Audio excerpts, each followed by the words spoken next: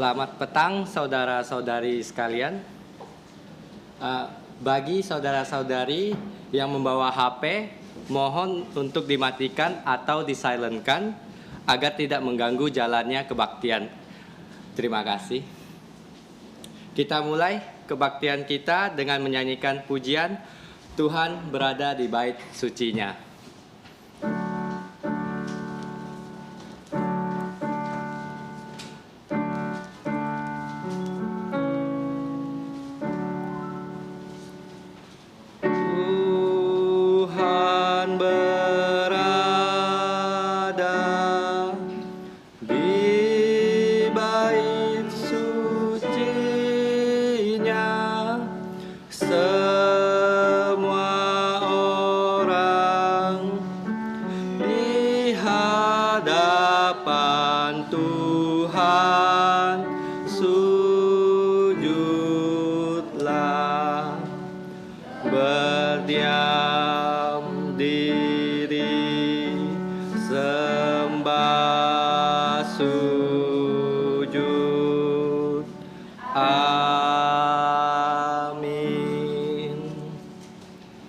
Mari kita bersaat teduh. Saat teduh dimulai. Mazmur nomor 100 ayat 2. Beribadalah kepada Tuhan dengan sukacita. Datanglah ke hadapannya dengan sorak-sorai. Saat teduh selesai. Mari kita bangkit berdiri dan memuji Tuhan dengan nomor pujian nomor 408, waktu namaku dipanggil. Pujian nomor 408, waktu namaku dipanggil.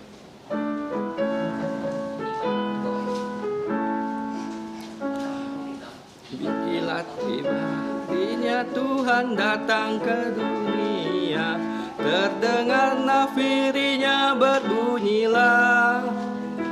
Dan Tuhan kita akan datang dengan segala mulianya bila namaku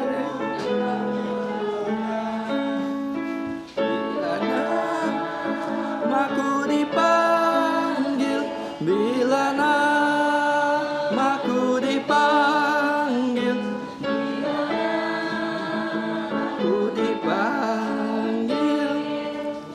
namaku dipanggil, ku menjawab ya. Pada fajar yang abadi orang saleh segenap telah berhimpun di dalam sorga baka dan memuji juru selamat pujian baru. Bila ku dipanggil ku menjawab ya.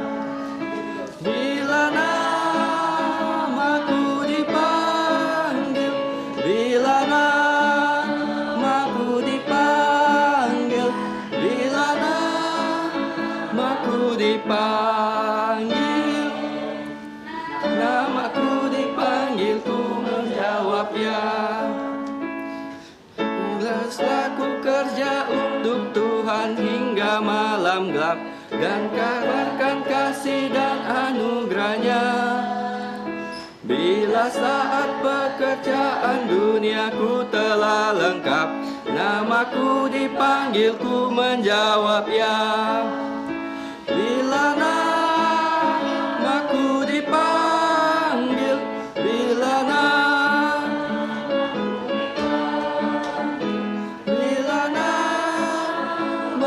dipanggil, namaku dipanggil ku menjawab ya.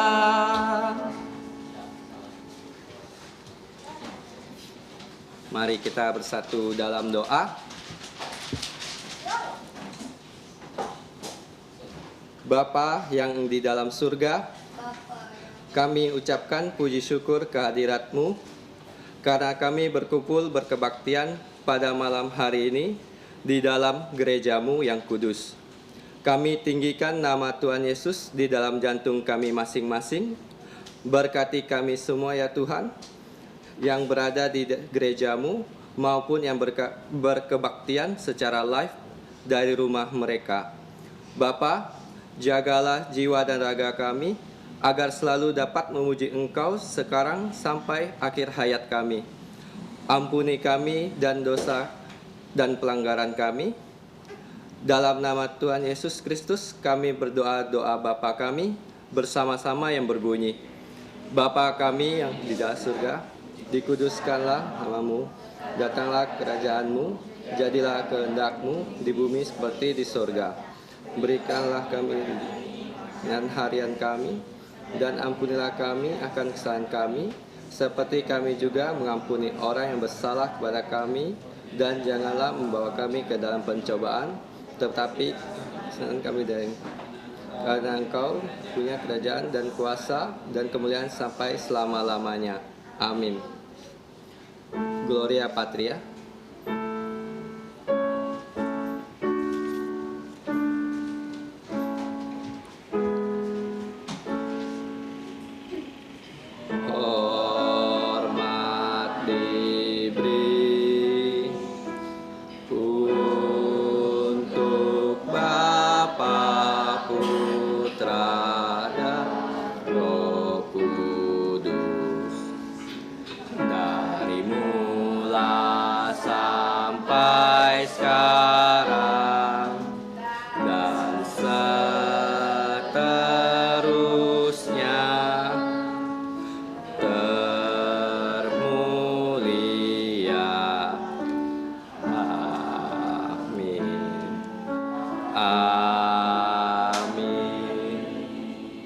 Silakan duduk kembali.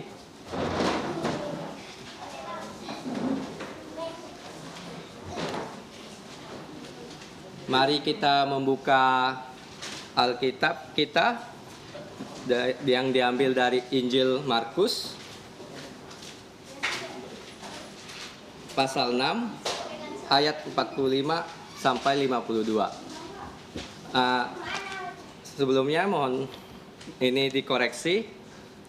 Kita ambil dari Injil Markus pasal 6 ayat 45 sampai 52.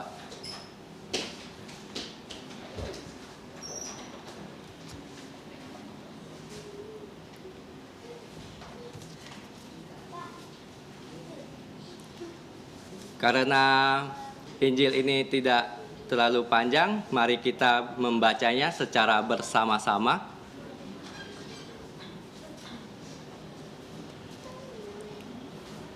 Injil Markus pasal 6 ayat 45 sampai 52. Yesus berjalan di atas air. Sesudah itu Yesus segera memerintahkan murid-muridnya naik ke perahu dan berangkat lebih dulu ke seberang, ke Betsaida. Sementara itu ia menyuruh orang pulang. Setelah ia berpisah dari mereka, ia pergi ke bukit untuk berdoa. Ketika hari sudah malam, perahu itu sudah di tengah danau, sedang Yesus tinggal sendirian di darat. Ketika ia melihat betapa payahnya mereka mendayung karena angin sakal, maka kira-kira jam 3 malam ia datang kepada mereka berjalan di atas air, dan ia hendak melewati mereka. Ketika mereka melihat dia berjalan di atas air, mereka mengira bahwa ia adalah hantu. Lalu mereka berteriak-teriak, sebab mereka semua melihat dia, dan mereka pun sangat terkejut. Tetapi segera ia berkata kepada mereka, "Tenanglah, aku ini, jangan takut." Lalu ia naik ke perahu mendapatkan mereka, dan angin pun redalah. Mereka sangat tercengang dan bingung, sebab sesudah peristiwa roti itu, mereka belum juga mengerti, dan jantung mereka tetap degil. Bersyukur kepada Tuhan untuk firman Tuhan yang sudah kita bacakan. Mari kita menyanyikan pujian sekali lagi, nomor 422, Tuhan Peliharaku.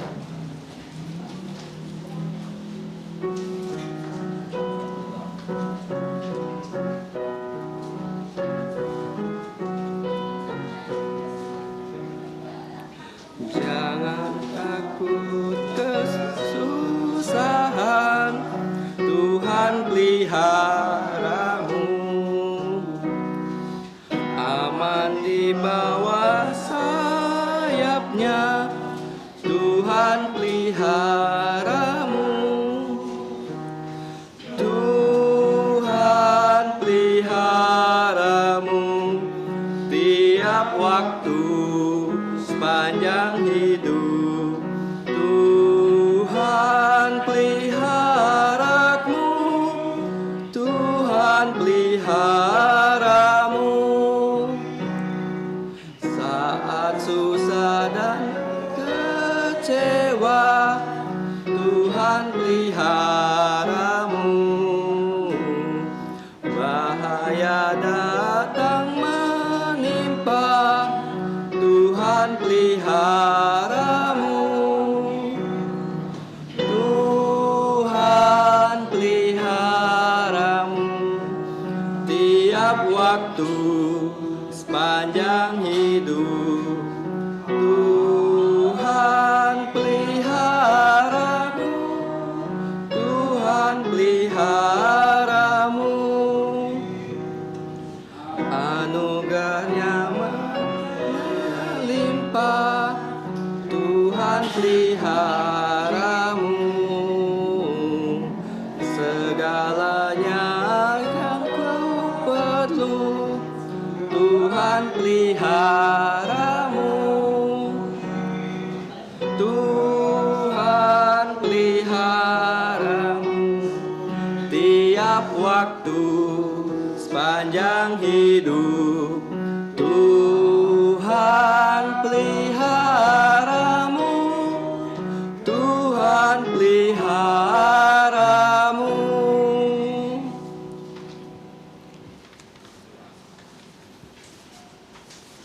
Untuk ayat hafalan pada malam hari ini bisa kita lihat di dalam kotak yang berada di dalam buletin.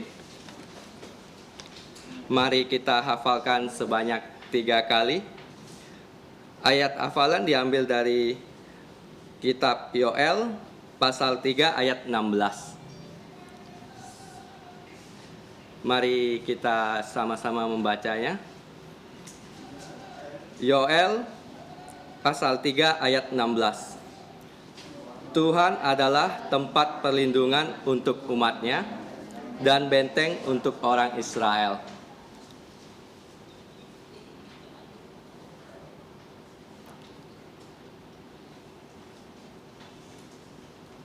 Sekali lagi, Yoel pasal 3 ayat 16. Tuhan adalah tempat perlindungan untuk umat-Nya dan benteng untuk orang Israel.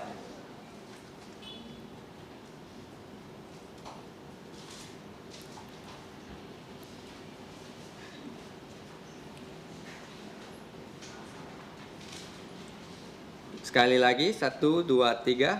Yoel pasal 3 ayat 16. Tuhan adalah tempat perlindungan untuk umat-Nya dan benteng perlindungan untuk orang Israel.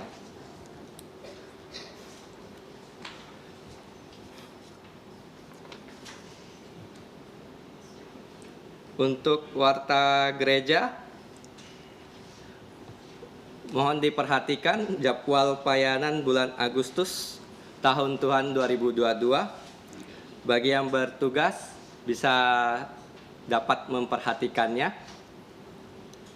Warta gereja yang pertama, doa dan puasa akan dilakukan secara sukarela di rumah masing-masing mulai dari selesai kebaktian sampai besok sore jam 6. Yang kedua, kelas pengetahuan dasar Alkitab akan dimulai bulan Agustus. Bagi saudara-saudari yang ingin dibaptis dewasa, reafirmasi iman, dan masuk menjadi anggota gereja, diharapkan bisa mendaftarkan diri. Untuk anak-anak dari keluarga Kristen, diperbolehkan untuk mengikuti reafirmasi iman minimal umur 12 tahun. Untuk yang ketiga, selamat datang untuk saudara-saudari yang pertama kali hadir di tempat ini. Apakah ada? Silakan bangkit berdiri untuk di foto.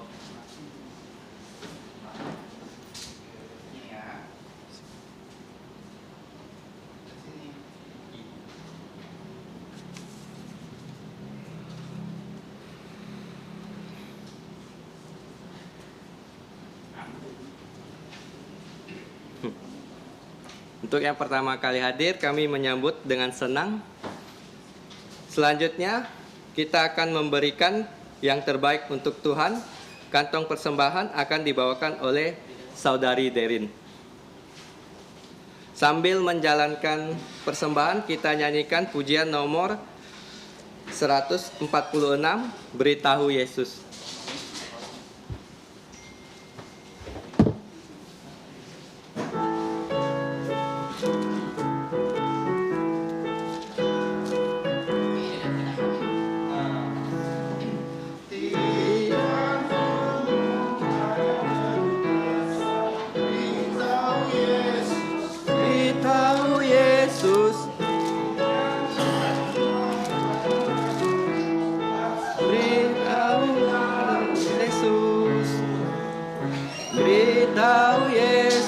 Beritahu Yesus, Yesus mengasihimu. Jangan bimbang dan tak perlu takut, hanya beritahu Yesus. Di jantungmu bila ada susah, beritahu Yesus, beritahu Yesus. Di jantungmu bila ada dosa, segera beritahu Yesus. Beritahu Yesus, beritahu Yesus, Yesus mengasihimu. Jangan bimbang dan tak perlu takut, hanya beritahu Yesus. Di jantungmu ada ketakutan, beritahu Yesus, beritahu Yesus. Di jantungmu bila ada khawatir, segera beritahu Yesus. Beritahu Yesus, beritahu Yesus, Yesus mengasihimu. Jangan bimbang dan tak perlu takut, hanya beritahu Yesus. Mari kita bangkit berdiri dan menyanyikan doksologi.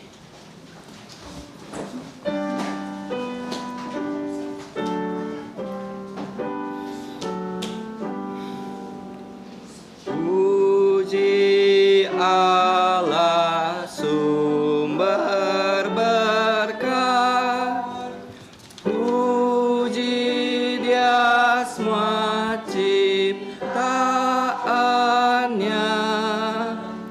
puji Dia para malaikat,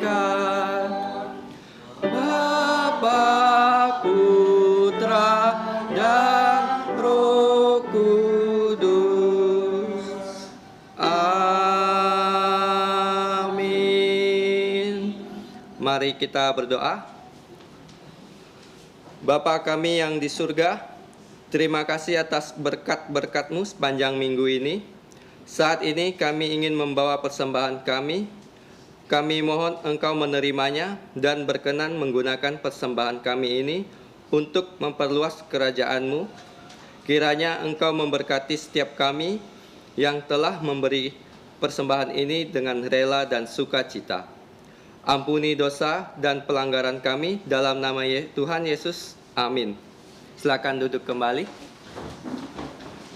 Untuk anak-anak dipersilakan untuk menuju sekolah minggu. Selanjutnya kita akan mendengar firman Tuhan yang akan dibawakan oleh pengabar Injil Zakaria Suhartono dengan tema Tenang, Aku Ini Allah. Waktu dan tempat dipersilakan. Saya mengucapkan selamat petang kepada saudara-saudari yang saya kasih dalam Tuhan Yesus Kristus. Kita akan sama-sama belajar firman Tuhan pada Petang hari ini saya mengajak kita kembali membuka ayat yang telah kita baca bersama-sama tadi. Di Injil Markus pasal yang ke-6, ayat 45 sampai 52. Namun saya akan membacakan untuk kita semua ayat 50b.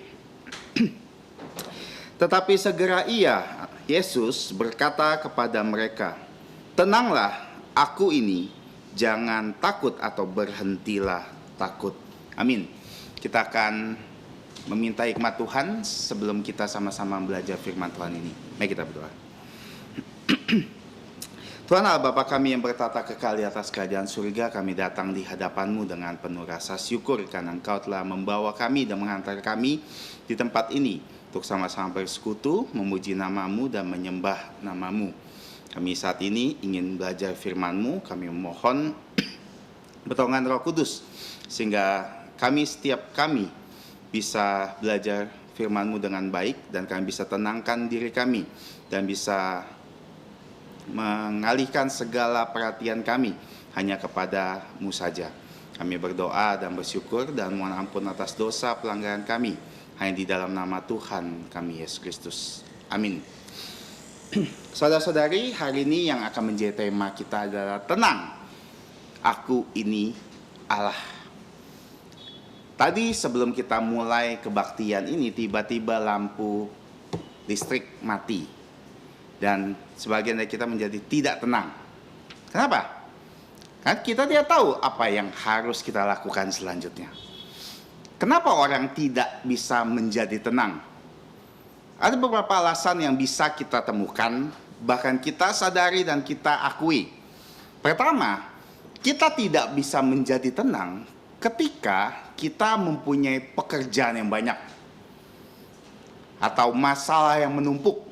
Segala sesuatu datang silih berganti di dalam hidup kita sehingga kita tidak menjadi tenang. Itu hal pertama. Hal yang kedua, ketika situasi yang kita hadapi di luar kendali kita. Biasanya kalau sesuatu yang di bawah kendali kita tenang-tenang saja. Tapi tiba-tiba situasi keluar dari kendali kita tidak bisa berbuat apa-apa. Mulailah kita menjadi panik dan tidak menjadi tenang. Hal ketiga yang membuat kita tidak tenang, ketika kita tidak pasti dengan masa depan kita. Saya yakin dan percaya tidak ada satupun kita bisa meyakinkan atau memastikan masa depan kita akan seperti ini jadinya. Tidak. Itulah yang membuat kita manusia tidak tenang. Kita berpikir bahwa di kemudian hari saya ingin menjadi seorang yang seperti ini. Kita membentuknya model seperti yang kita inginkan. Tapi kita tidak tenang karena kita berpikir untuk mencapai sana banyak sekali yang harus saya hadapi. Kita mulai menyusun strategi kita supaya kita bisa lebih tenang. Padahal masa depan itu tidak bisa kita pastikan. Namun dari pelajaran hari ini, semoga akan membuat kita semua menjadi tenang. Saya mendapat ketenangan saat belajar firman ini. Saya harap kita semua di sini juga bisa mendapatkan ketenangan. Situasi apapun, kita bisa menjadi tenang. Nah, peristiwa atau kejadian ini, Yesus berjalan di atas air, sebenarnya adalah kejadian yang sering sekali kita dengar, apalagi yang sudah dari sekolah minggu. Tahu Tuhan Yesus berjalan di atas air. Dan kita bisa melihat bahwa kitab Matius menjelaskannya, kitab kitab Yohanes juga menjelaskannya. 3 Injil menjelaskan satu insiden atau satu kejadian yang sama. Namun seperti yang saya bilang, setiap kita mempelajari Injil, kita harus lihat sudut pandang setiap Injil itu berbeda. Makanya di kitab Matius, kita akan menemukan bagaimana saat Tuhan Yesus berjalan di atas air, ada Petrus yang juga ingin berjalan di atas air. Dan ini tidak kita temukan di Markus dan di Yohanes. Ketika kita belajar kitab Yohanes, kita juga tidak akan menemukan percakapan loh. Hanya Tuhan Yesus bilang, aku ini jangan takut. Tidak ada kata tenang, tidak ada percakapan. Tapi yang pasti dijelaskan akhir ceritanya ketika Tuhan Yesus naik ke perahu, tiba-tiba perahu langsung di pantai loh. Mujizat yang luar biasa. Kenapa? Karena Tuhan Yesus Allah. Langsung di pantai. Tiba-tiba teleport. Cepat sekali. Itu mujizat yang luar biasa. Tapi di Markus itu apa sih? Apa yang menjadi penekanan kita Markus? Kalau kita pikir-pikir ya, Injil Markus ditulis oleh orang muda loh, anak-anak muda loh. Saat itu anak muda yang luar biasa. Dan dia dibimbing sama Petrus. Menarik ya, kitab yang harusnya Petrusnya ada, malah tidak ada Petrus di sini. Kenapa? Karena ada satu hal yang Petrus ingin tekankan. Bukan soal berjalan di atas air, tapi soal bagaimana setiap murid harus menjadi tenang. Karena di ayat 52 adalah ayat yang di mana-mana di kitab Matius dan kitab Yohanes tidak mencatatnya. Saya bacakan, sebab sesudah peristiwa roti itu mereka juga belum mengerti dan hati mereka tetap degil. Nah, kita akan lihat apa sih kaitannya ini dengan pelajaran kita hari ini. Nah, setidaknya ada 3 hal yang harus kita tahu keunikan dari Markus menjelaskan insiden ini. Ya, pertama, seperti yang selalu saya singgung, kita Markus ada satu kata yang selalu diulang, apa? Eutheos. Segera, segera, segera. Dan bagian ini pun ada 2 kata segera. Itu yang pertama. Kedua, ada disebut di sini Betsaida. Kata Betsaida hanya muncul di kitab Markus, di mana Matius dan Yohanes tidak menyebutkannya. Yang ketiga, yaitu yang tadi saya bacakan ayat terakhir. Ada penjelasan tentang peristiwa roti, di mana Tuhan Yesus menjadikan roti, 5 roti dan 2 ikan menjadi banyak sekali. Ada peristiwa itu. Nah, dari 3 hal itu, kita akan menemukan juga 3 hal yang menjadikan sebuah alasan kenapa kita harus tenang. Dan saya membuat sebuah skenario supaya kita bisa ngelingkan dengan baik. Tadi ya, ketenangan, kita tidak tenang oleh 3 hal ya. 1, masa depan yang tidak pasti. 2, masalah yang menumpuk-numpuk. 3, situasi di luar kendali. 3 hal ini ya. Dan nanti 3 hal ini akan dijawab oleh 3 bagian ini. Bagaimana kita bisa tenang? Oke, yang pertama, di sini dikatakan sesudah itu Yesus segera memerintahkan murid-muridnya naik ke perahu dan berangkat lebih dahulu ke seberang, ke Betsaida. Sementara itu ia menyuruh orang banyak pulang. Setelah ia berpisah dari mereka, ia pergi ke bukit untuk berdoa. Alasan pertama kita harus tenang adalah karena Tuhan Yesus punya cara untuk membuat kita tenang. Apakah di sini Tuhan Yesus tidak tenang? Jawabannya tidak. Tidak mungkin Tuhan Yesus tidak tenang. Tuhan Yesus tenang.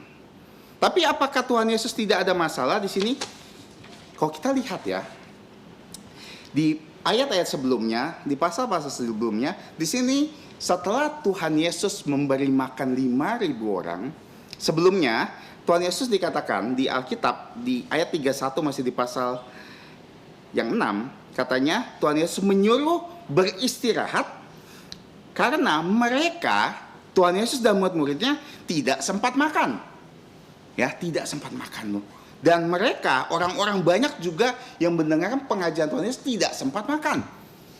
Dan kita ingat, pelayanan rasul-rasul, baru saja Tuhan Yesus mengutus 12 rasul pergi menginjili dan mereka baru kembali. Dan begitu mereka baru kembali, Tuhan Yesus mengajak mereka untuk mengajar lagi.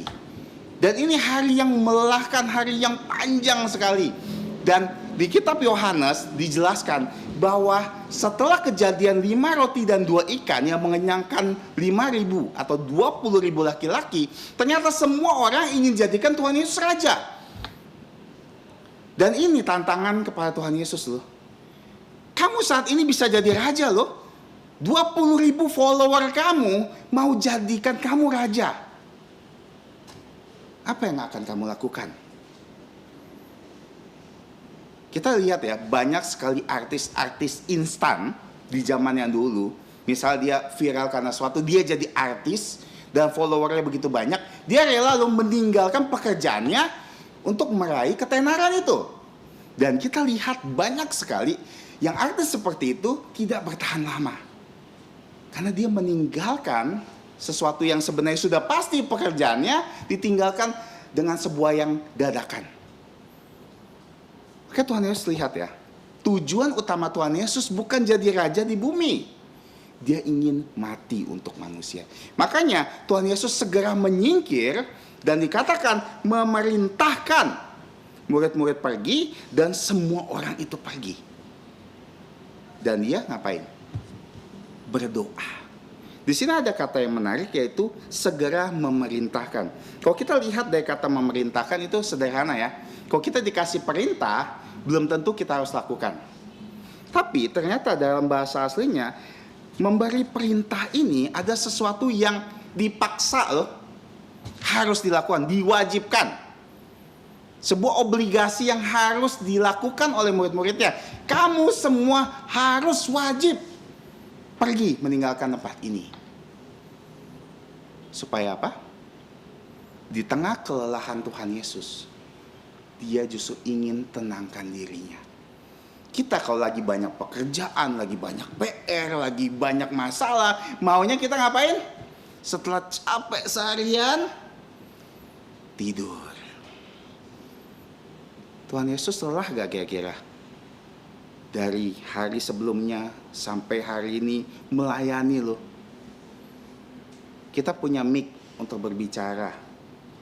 Tuhan Yesus waktu berbicara di atas bukit, 20.000 orang mengajar sampai mereka nggak makan, artinya berjam-jam ya mendengar Tuhan Yesus mengajar. Capek loh. Tapi Tuhan Yesus memutuskan apa? Berdoa. Luar biasa ya. Berdoa. Ada seorang pengkhotbah mengatakan, justru ketika kamu semakin banyak masalah, semakin banyak pekerjaan, semakin banyak kamu harus berdoa. Jangan sampai justru gara-gara kita banyak terlalu sibuk, doa kita semakin sedikit. Terbalik. Justru semakin kita sibuk, semakin kita banyak berdoa. Dan ini yang diajarkan. Ini caranya Tuhan Yesus untuk menenangkan diri. Dari apa? Dari segala permasalahan yang ada. Karena Tuhan Yesus sedang menghadapi masalah loh. Pilihan. Bukan hanya masa pilihan, dia harus menyangkal diri. Dan ini dikatakan dia memaksa muridnya. Dan kata ini menjelaskan gini loh. Kita saat menenangkan diri, kadang-kadang kita harus memaksa diri kita, memaksa segala situasi ada, supaya segala sesuatu yang mengalihkan perhatian kita kepada Tuhan, kita enyahkan. Misalnya, kita sudah capek ya, biasa kalau capek, banyak masalah, pengennya ngapain? Mager ya. Kita ngapain? Pegang HP, cek-cek sosmed. Itu yang kita lakukan, atau main game. Justru Tuhan Yesus kasih tahu, perintahkan, paksa dirimu untuk berdoa. Dengan apa? Letakkan HP kamu, singkirkan HP kamu, singkirkan gadget kamu, singkirkan semua yang mengalihkan perhatian kamu kepada Tuhan. Dan ini yang sulit kita lakukan. Karena kita membiarkan dunia ini mengalihkan seluruh perhatian kita 24 jam. Susah. Tapi teladan Tuhan Yesus enggak bisa disangkal bahwa ini cara terbaik supaya kita tenang. Ingat ya, kalau kita sedang dalam masalah, nggak tahu mau ngapain, cara satu-satunya ngapain? Diam. Diam dan berdoa. Kita kalau dalam masalah ya, kadang-kadang kita cari cara untuk menyelesaikan masalah kita. Kita pikirkan ini itu, tidak bisa tidur, kita tidur, tapi nggak bisa tidur karena kita mikirin masalah ini gimana penyelesaiannya ya. Tapi cobalah berdoa. Tenangkan diri. Buang semua itu. Masalah kamu buang dulu. Kamu berdoa. Maka kamu bisa menenangkan diri seperti Tuhan Yesus. Sehingga bisa dapat kekuatan Dia. Ini alasan pertama. Kenapa kita harus tenang? Karena Tuhan punya caranya, dan caranya sudah dikasih tahu kita.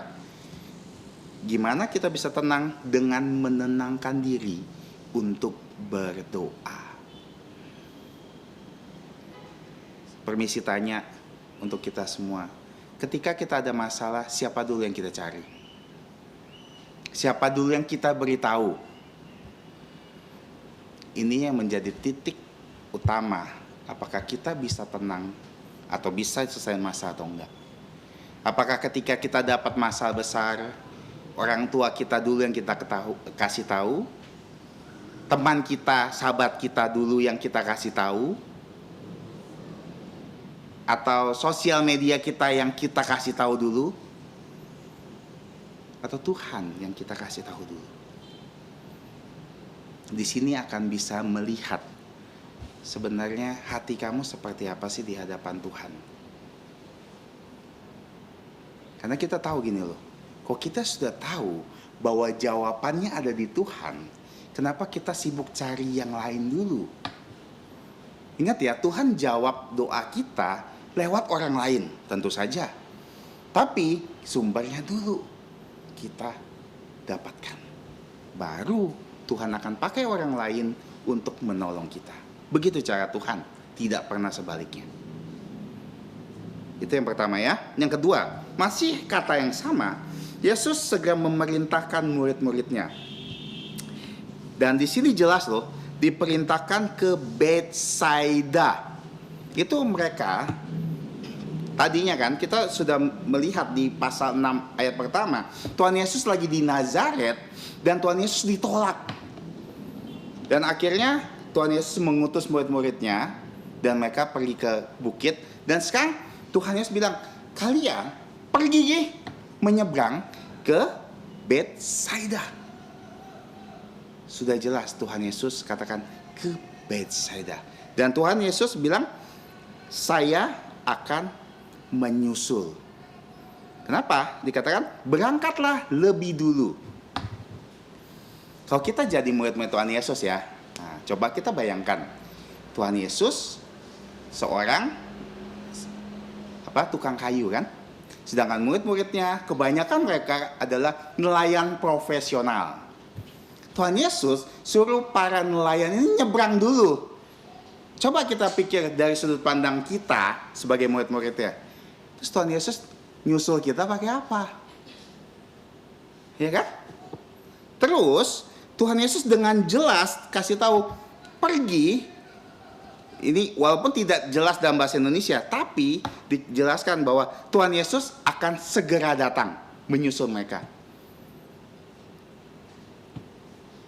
Nah, di sini kita lihat ya, kenapa Tuhan menyuruh mereka pergi duluan? Apakah Tuhan tidak tahu bahwa akan ada badai di sana? Disebut angin syakal. Apakah Tuhan tidak tahu?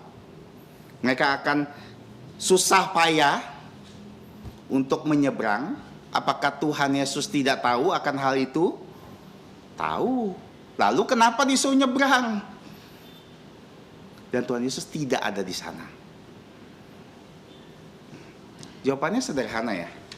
Karena Tuhan ingin menguji. Dan ini membuat kita tenang loh. Apa? Kenapa ujian membuat kita tenang? Tahu gak kenapa ujian membuat kita tenang? Seperti para murid ini. Mereka diuji justru tenang. Coba kamu masuk ke sebuah sekolah yang tidak ada ujiannya. Pokoknya kamu masuk aja. Tahu-taunya kamu lulus. Nggak tahu kapan. Apakah hidup kamu akan pasti? Enggak. Justru ujian itu menjadi patokan sehingga kita bisa tenang menuju kepastian di masa depan kita. Kita tahu nanti ada akhir semester kita harus ujian untuk menentukan kenaikan kelas kita. Menuju semester yang baru. Karena ujian itu penting untuk kita. Supaya Tuhan tahu seberapa goldnya kita, emasnya kita keluarnya seperti apa. Tuhan ingin menguji murid-muridnya karena Tuhan punya maksud. Apakah Tuhan tidak peduli dengan murid-muridnya? Peduli. Lalu kenapa dibiarkan Tuhan Yesus pergi duluan? Dan di sini ada konotasi yang kita tidak dapat bahasa Indonesia, bahwa mereka akan sampai. Mereka akan sampai. Jadi Tuhan menyuruh sesuatu yang pasti terjadi. Akan sampai di mana? Betsaida. Kamu pasti sampai. Pergi ya duluan. Dan ini kadang-kadang adalah hidup kita. Kita ingin sesuatu yang pasti ya. Selalu ingin sesuatu yang pasti. Masa depan kita ingin selalu hal yang pasti. Coba kita ingat, saya kembali lagi bagaimana Abraham ya disuruh sama Tuhan.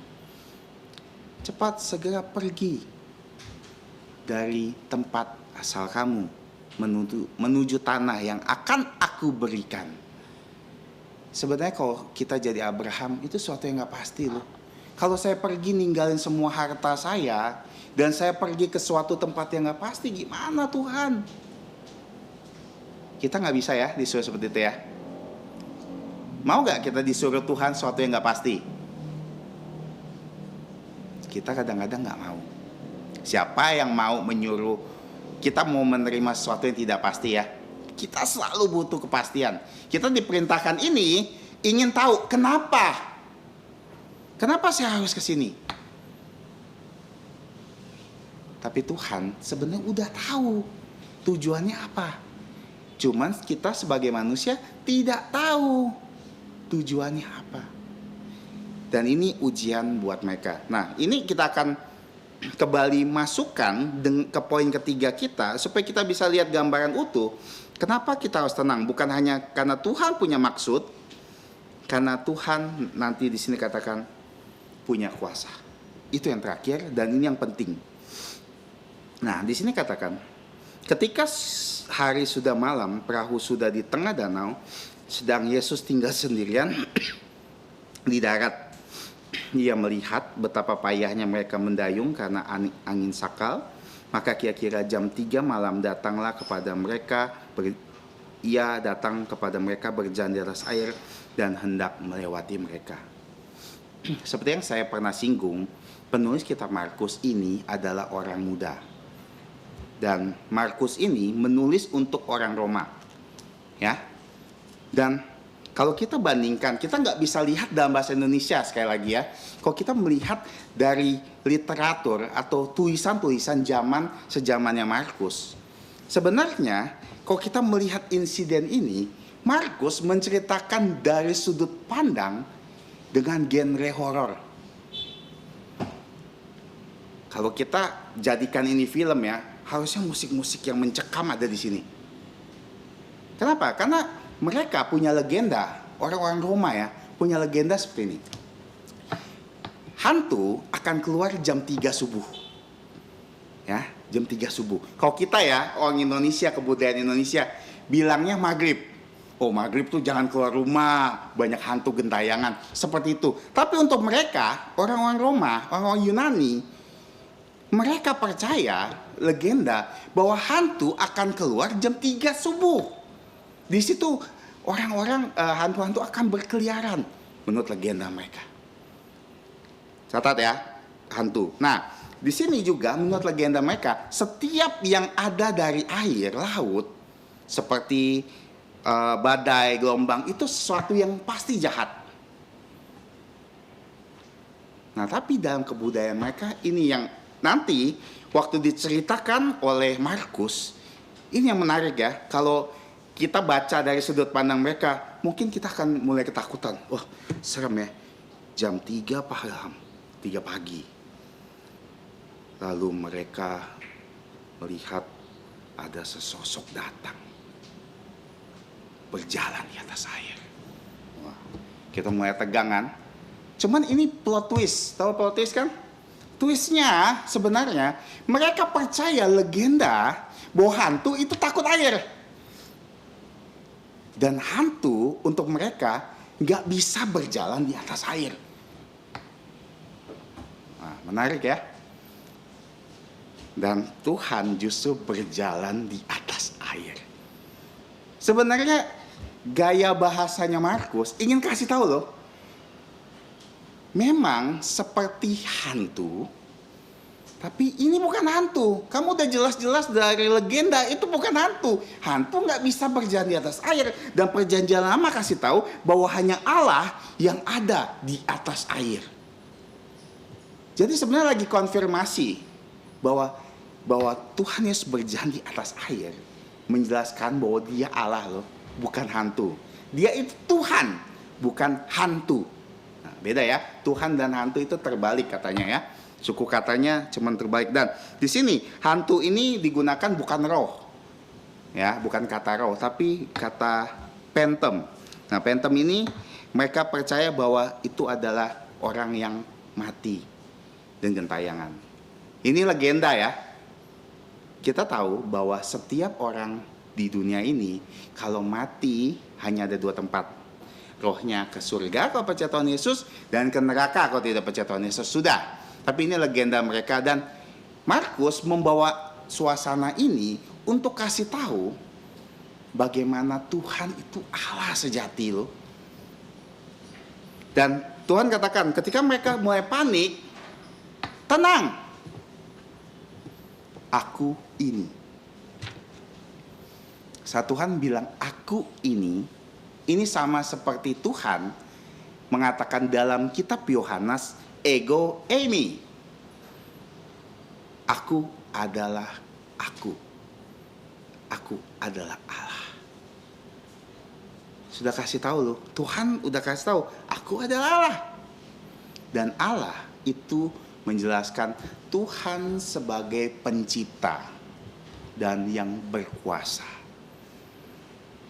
Dan kita tahu kan cerita ini, begitu Tuhan datang, tenang.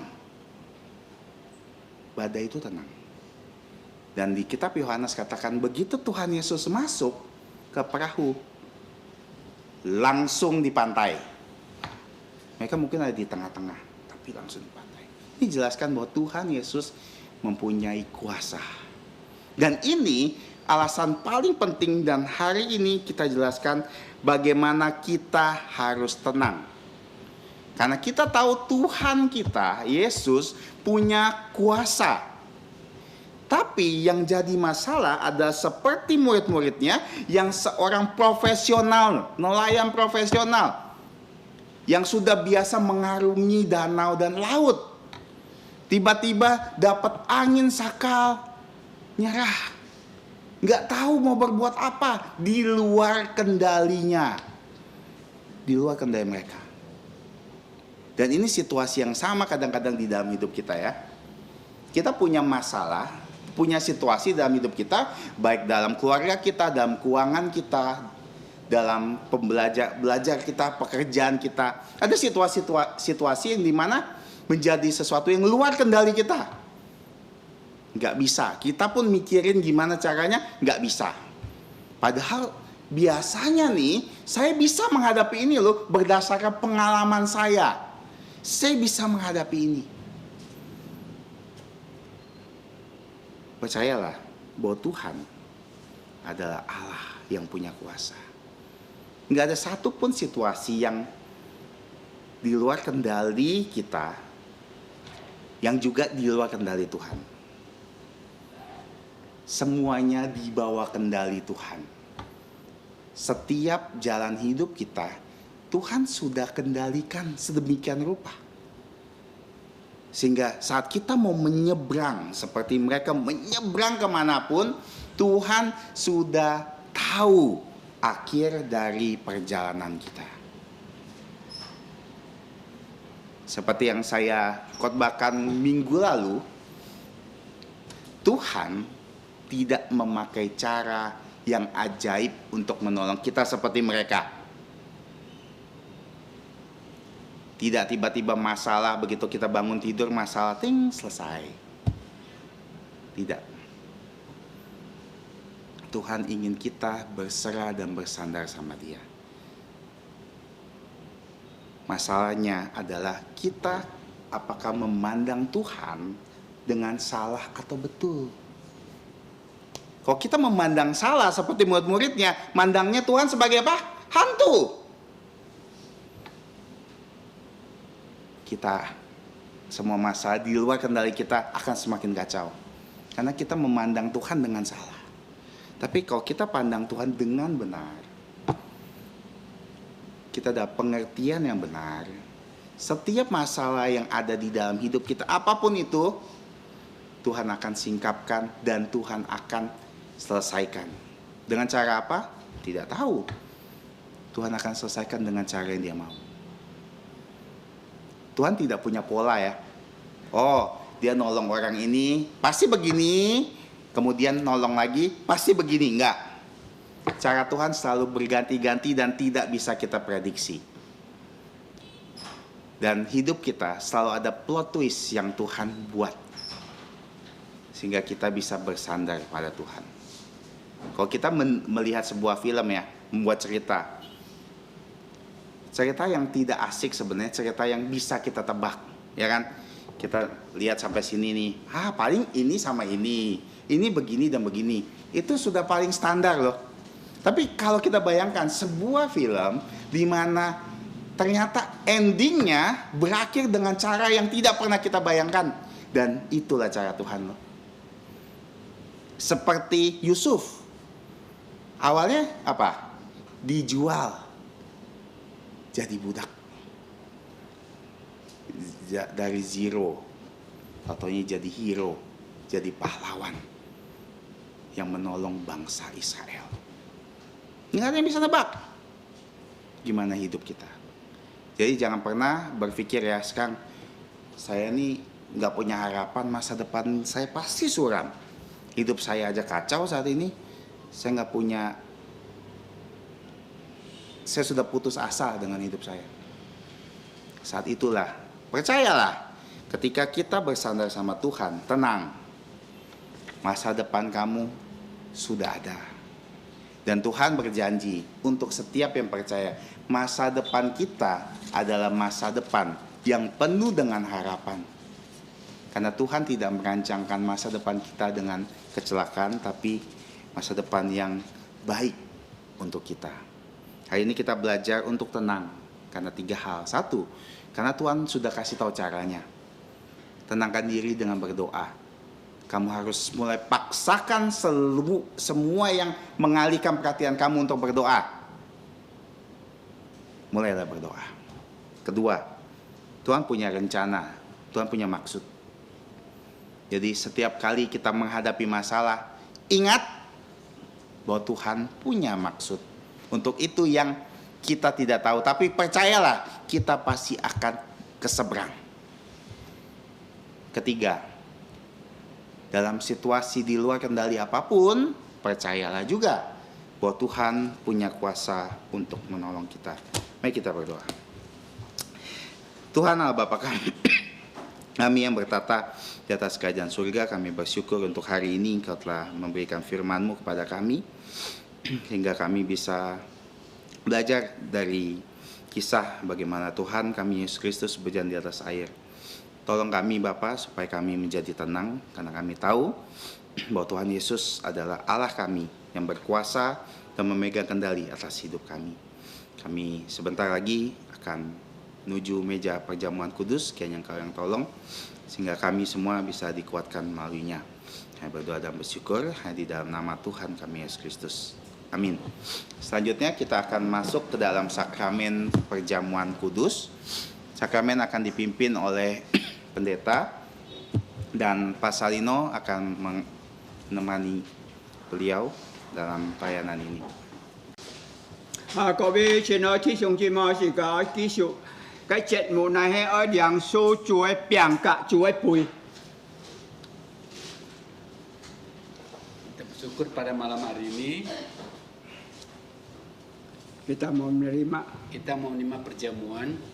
Sự cái lời phán khởi sự cái trong sĩ bùn dịch bạc điệu siêu với sĩ có. Kita akan memuji Tuhan dengan nomor 100. Dịch bạc điệu siêu với sĩ có.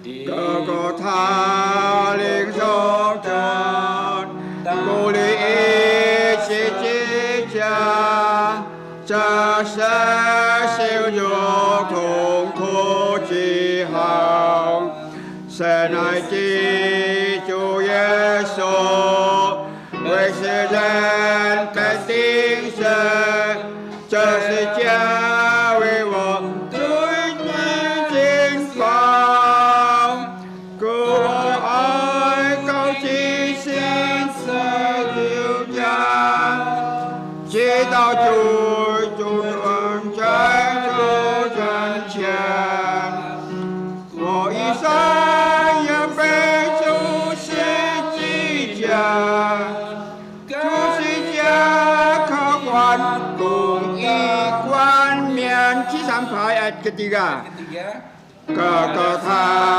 kasih Tuhan, Chúa dan Tuhan sisi, wo ra kan chi sẽ cha về mình. Hiện tại chi bảo cha sang, chỉ tu về wo sa min, che chi no sa min, wo te chung chui. Cứu ơi cao chi sẽ vào cha chỉ đạo cha chủ thái trên trên chỗ miền我一生也被不舍弃家只是家可换共一冠冕Chẳng thái cả phản khỏi cái sen kín lại mà kho phụ dìm kita akan membuka firman Tuhan Markus mà kho phụ dìm 14 章22节到26节 pasal 14 ayat 22 22 sampai 26.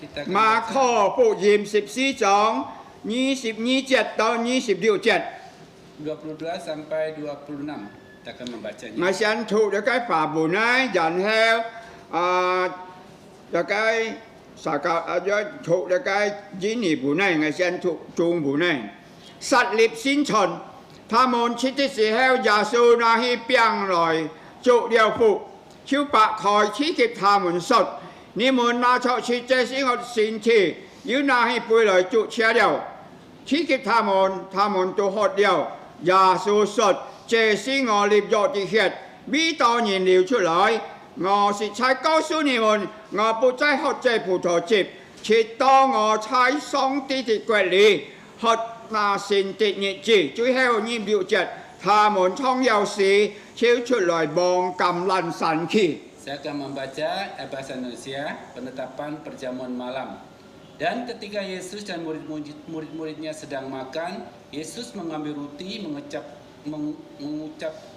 Yesus mengambil roti dan mengucap berkat, memecah-mecahkannya lalu memberinya kepada mereka dan berkata, "Ambillah, inilah tubuhku."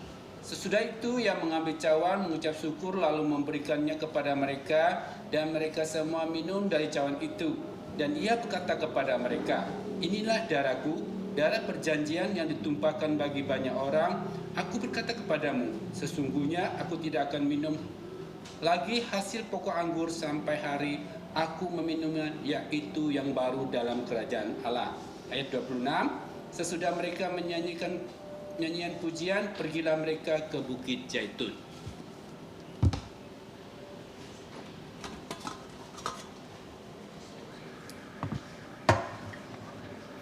Tông Chúa Giêsu cái phim máy cái gì ra, cái na hi cái biang lại cả môn chủ trái lều phong, cái công cái biang hay dí biang cái xin thi bị nhị tên sai, nhị tên mi phùng, na cái biang xịt cái xẻo chia, na hay kí nhắm Chúa Giêsu cáiตัวไทยอ้อยcái phi tang siใช้cái 14 phong, cái biang hay dí biang cái xin thi bị是cái破碎，所以是cái mi phùng是cái biang cho kí nhắm Chúa Giêsu cáiตัวไทยอ้อย。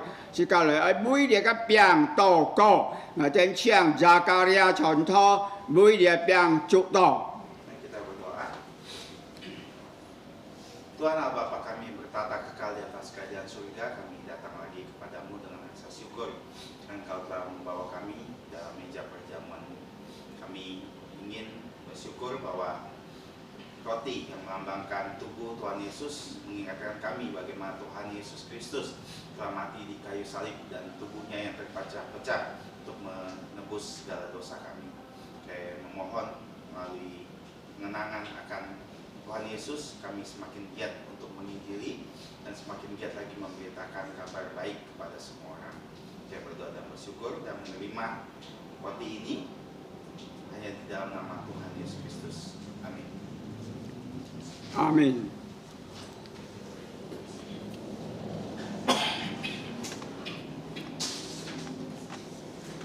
Chàng đang xây đeo thí chúng chị môi, thì đang khâu gì này thì cái bệnh yếu có hay miền mạng đang xây chàng miền mạng ở liền, tên đó như số xây đeo gì heo, chẳng là liền thì cái bệnh.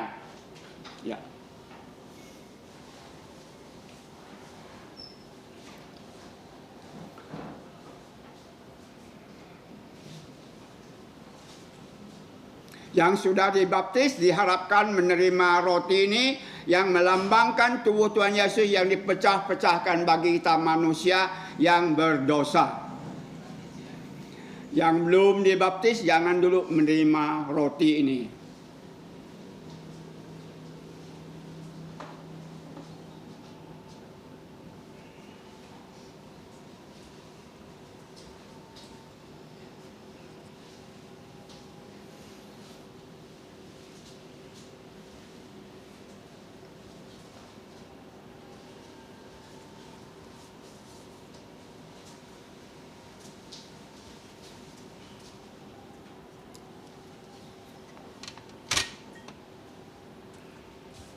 Sekarang contohkan NSM, yang sudah yang mari kita sama-sama bersyukur dan berterima kasih pada Tuhan kita menerima roti ini yang melambangkan tubuh Tuhan Yesus yang dipecah-pecahkan bagi kita manusia yang sudah berdosa. Mari kita sama-sama menerima roti ini sekali. Jika yang sudah kepiang.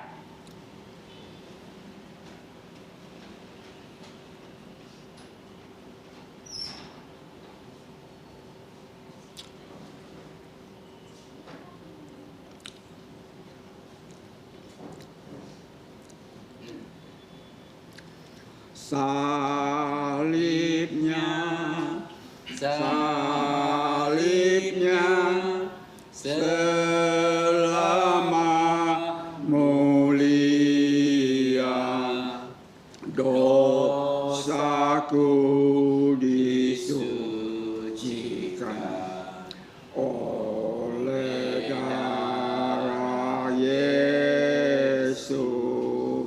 Amin. Phân heo Chúa Giêsu kỳ nahi thì cái bùi lòi thì Chúa che đeo gì heo cái con dia cái bùi hay dung cái sẹt sò liệp cái xin dọc như tên mi phụng họ dia bùi sẹo oi à nhung hàng hay kí nhắm Chúa Giêsu kỳ Chúa thay oi chàng dia cái xà li no chi sung bi dia bùi to co. Mari kita berdoa.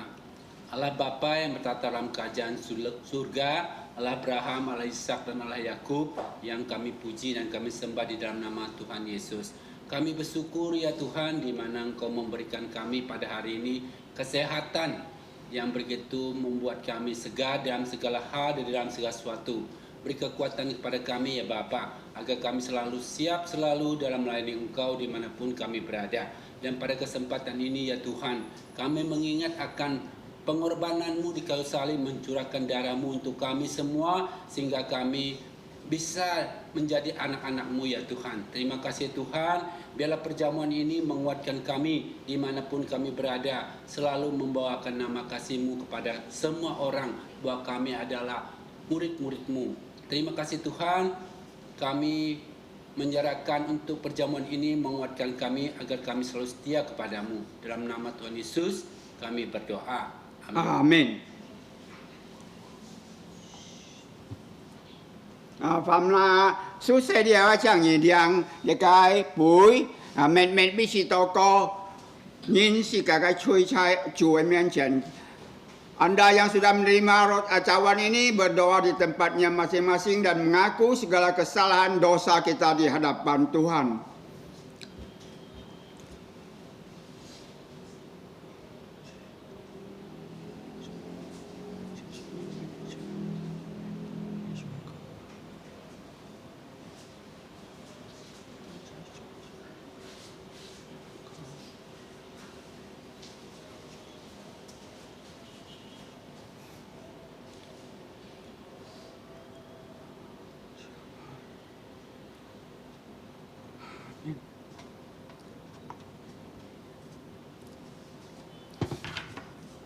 Chém thái ca na hi dia cái bụi lỡ si ka chun chok kam ini sim le yang su dia bụi.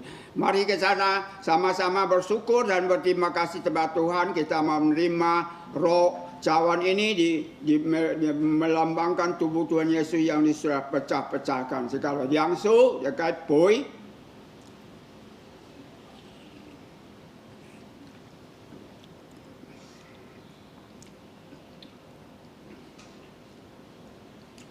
Tuhan terima kasih, Tuhan terima kasih, Tuhan di dalam surga, ku ucap terima kasih.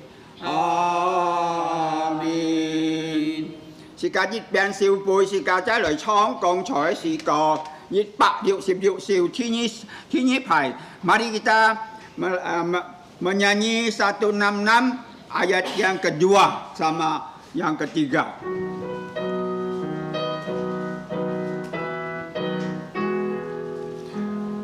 Cầu cầu xa cho xuyên cha ngài sĩ đen so chiến gì我却是今生的爱，神爱基督耶稣，离天堂来生还，人生我只信他，人生都曾经在做一样，伤害主。专走世界，而是他在中州之冠冕，不计价可换公益冠冕第三排，哥哥他的世界，虽然满是血迹，我仍看起世界为美，印在旗袍架上，有个为我生命，接近我生命，我的种种，故我爱高举世旗袍架，直到在主台前见主面。我一生也背负十字架，十字架可换公益冠冕。个人人站错，是个梁树，有圣经里面所应许祝福。但因我主耶穌基督恩惠、天父上帝的慈愛、聖靈的感動與交通，常常與眾弟兄們同在，從今時一直到永永遠遠。阿門。頌。阿門。阿門。阿門。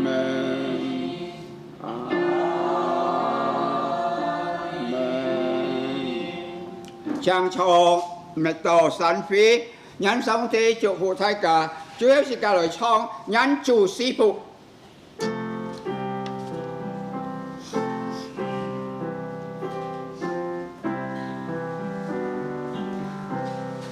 Tuhan memberkatimu, Tuhan melindungi menyinarimu, memberi kasih karunia, Tuhan menyinarimu dengan wajah-Nya,